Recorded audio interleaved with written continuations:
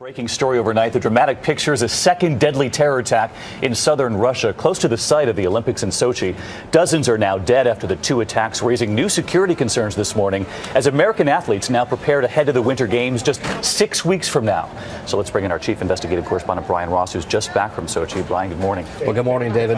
The two attacks, first yesterday and then again this morning, sent an unmistakable and chilling message that Islamic terrorists in Russia intend to do all they can to disrupt the Winter Games, only 400 miles and 6 weeks away. This was the scene this morning in Russia, a new round of carnage after an explosion on a packed trolley bus during the morning commute in the city once known as Stalingrad, now called Volgograd. At least 14 people dead and 28 injured, including a baby. I heard glass shattering in the first two stories of the building. I saw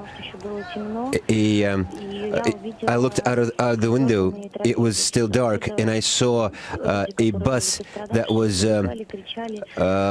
ripped by a blast, and people were running away from it, screaming. For a second day, Russian investigators said a suicide bomber was responsible in what they called a clear act of terrorism that spread fear across the country.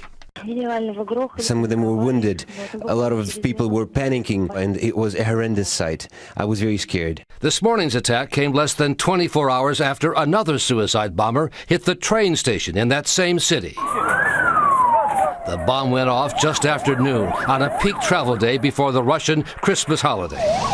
At least 17 people were killed and dozens more injured. With these kinds of operations, it's not the size of the operation that matters.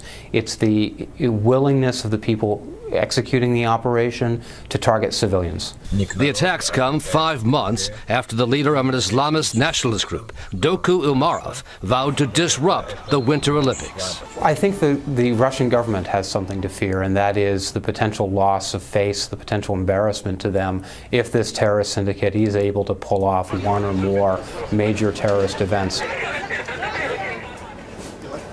Russian President Putin has taken personal charge of the Olympics and has vowed to create airtight security around the Olympic Village and the town of Sochi.